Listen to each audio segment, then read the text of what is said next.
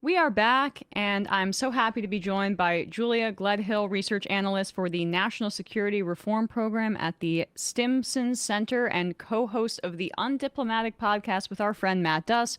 Her latest piece in the Quincy Institute for Responsible Statecraft is entitled, "Is Nationalizing the Defense Industry Such a Bad Idea?"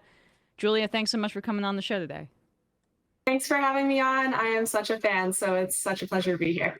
Oh my gosh, well, that's great to hear. I'm so happy to have you on because I loved your piece. I loved that you're kind of taking this idea from the administration and running with it in a way that I'm not sure is their intention, but let's play this clip of Howard Lutnik that got this conversation kind of kicked off, right? So we have the Trump administration converted some CHIPS grants that were going to go to Intel into basically an equity purchase to uplift their stock because they've been lagging behind technologically in certain areas. And, there are some centrist Democrats calling that socialism, but there's no ownership involved here. This is just, instead of grants for research and manufacturing, this is a grant for a free giveaway for the stock to go up. So I just want to be clear about the crony capitalism vision here. And Lutnik then on CNBC said, hey, maybe we'll try this with the defense industry. Here were his remarks. What about defense companies, though, Secretary? Why shouldn't the U.S. government say, you know what, we use Palantir services, we would like a piece of Palantir. We use Boeing services. We would like a piece of Boeing. There are a lot of businesses that do business with the U.S. government that benefit by doing business with the U.S. government. I guess the question is, where's the line? There's a monstrous discussion about defense. I mean, Lockheed Martin makes 97% of their revenue from the U.S. government. They are basically an arm of the U.S. government. They make exquisite munitions. I mean, amazing things that can knock a missile out of the air when it's coming towards you. But what's the economics of that? I'm going to leave that to my Secretary of Defense and the Deputy Secretary of Defense. These guys are on it and they're thinking about it. But I tell you what, there's a lot of talking that needs to be had about how do we finance our munitions acquisitions. I think a lot of that is talking. And now you have the right people in the jobs and Donald Trump at the head thinking about what is the right way to do it. I tell you, the way it has been done has been a giveaway. I mean, he's correct that it's been a giveaway, but he's just suggesting a different kind of giveaway, at least in my estimation. However, it does present an opening here where, hey, if we're going to subsidize some of these industries, maybe it might make sense for that to come back to the American public in some way. Julia, take it from there, your reaction to Lutnik. Sure. I was very surprised by this news by Lutnik. I think that many of us were. And in fact, I had just finished a paper coming out in September making the case for nationalization, and he beat me to it. But I don't think that we should shy away from big ideas just because the conversation around them starts from a rather unexpected place. It is undeniable that the arms industry is so deeply ingrained in our government and corrupts our decision-making process around national security policy. And frankly, I think that we need fundamental institutional reform to throw a wrench in the war machine. And the fundamental institutional reform, what would that look like in your estimation? Because, right now we talk about Pentagon waste and how they keep getting audited over and over again, and they keep failing because there's all this money that is unaccounted for. You then also have, as you write in your piece, the arms industry just spending hand over fist on lobbying, and in order to basically buy the politicians on high committees to favor them. There's just so much sloshing around and so much waste, to borrow the administration's language on this, that I mean, it would be a drastic reorientation of how we conduct our foreign policy. In theory, yes.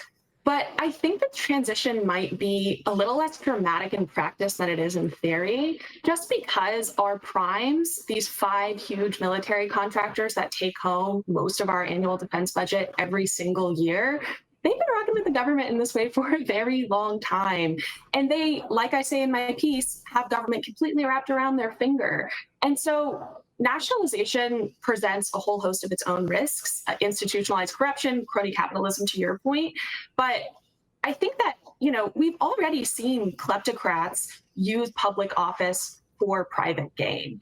And so I think that we can mitigate a lot of the risks of partial or full nationalization by, filling board seats and establishing transparent dividend policies. I mean, we have a few reference points for this.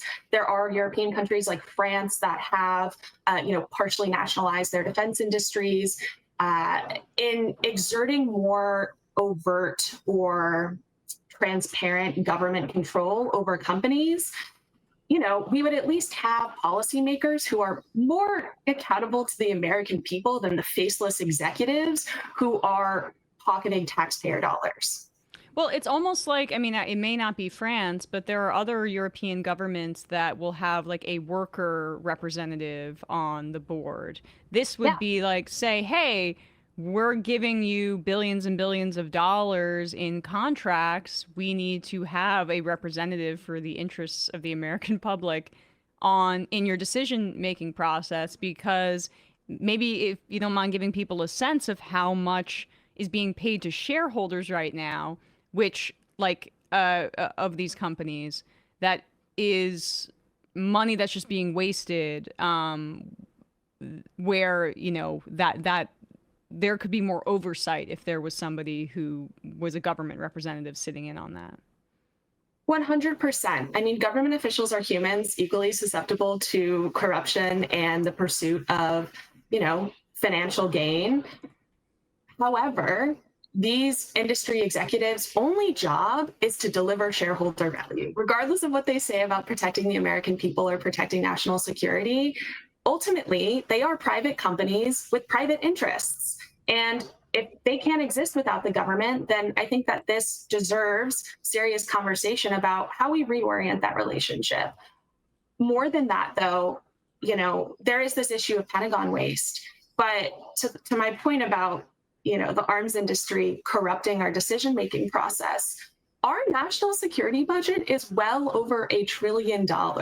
It is completely unmoored from any cohesive or realistic strategy to guide our foreign policy. And I think that nationalization is worthy of serious consideration because it could help lawmakers actually justify their spending decisions with strategic considerations and, public interest in paying the least amount possible on the military so that we can invest in other areas of our economy and our society. These monopolistic, basically defense industry companies, they've found a way to almost like price gouge the government. Yes. There are only a handful of these companies that have the capacity to deliver on like the weapon system that the Pentagon is interested in, and now there's this massive influx in cash from the supposed anti-war President Donald Trump, who wants to change the Department of Defense to the Department of War now, and also increase our military budget by a crazy percentage prior to other ones. It feels to me, though, like the way that they're approaching this from the Trump administration's perspective is similar to Intel, where we are worried that our economic policies are going to have a deleterious effect on the stock market and the economy. So how do we protect ourselves against that? Basically give free money to these corporations that are such a pillar of our economy. Absolutely. I mean, the concerns that you lay out are extremely serious, and I, can't say that I can co-sign the Trump administration's particular approach to nationalizing defense contractors, but I don't think that we should throw away the bathwater with the baby here, because if Howard Lutnik is going to bring this up, let's talk about it. And think about how we can actually mitigate those challenges to nationalization. Obviously, we already have examples from this administration of folks taking advantage of their government service for crony capitalist purposes, but I am very averse to having a reactive response to this kind of news. Yeah. Where absolutely, you can certainly take an equity stake in a company and leverage that for private profit and for shareholders. But there's another path as well, and we should consider that, especially when we're on this unsustainable path of national security spending. I mean, we are spending $2 trillion-ish on modernizing our nuclear arsenal in the next 30 years, and people can't buy groceries. So I think that we need drastic change in the very near future in this country. One thing you wrote about that I wasn't really aware of are the intellectual property rights that these military contractors have, and that they also have like a monopoly over the maintenance of a weapon system during the duration of their basically the cycle of that machinery. How is that used by these defense contractors to kind of continuously gouge? Because they're the only ones that can make this kind of weaponry. They're also apparently the only ones that can maintain and work on this kind of weaponry, and so that means even fatter contracts, I'd imagine. Yeah, absolutely. So contractors price gouge the government in a number of ways. They have really successfully lobbied Congress to essentially gut contracting law and regulations so that they can sort of make up prices on military contracts. And by that, I mean they're not required to give the government what's called certified cost and pricing data to substantiate prices on contracts that, potentially no other company can fulfill for the government. So it's sort of a separate issue. There's the price gouging issue wherein contractors have bent lawmakers to their will to, better bilk the government, essentially. And then there's the issue of intellectual property, of right to repair, right? And so the problem with that is that, take, for example, the F-35, the most expensive weapon program in United States history. Part of the reason that program is so expensive and so fraught with complications is not only because the design is overly complex, but also because it requires this software program called the Joint Simulation Environment to test it. And basically the software for that program is never going to be complete, seemingly. And so, you have a contractor that is sort of kicking the can down the road with programs like this one and really kicking up prices on the F-35. And, the DoD finds itself in a place where it sort of gets waist deep in the mud and, falls into this sunk cost fallacy. And so there are a number of ways that military contractors are able to maximize not just profits, but other financial returns as well. The defense industry far outperforms other commercial industries in terms of, returns to their shareholders, for example, but also in, return on equity, on capital investment and things like that, because they are subsidized by the government. And yet they're able to privatize the rewards of public investment and maintain IP to repair military equipment or to develop the technologies needed to maintain a program or run a program.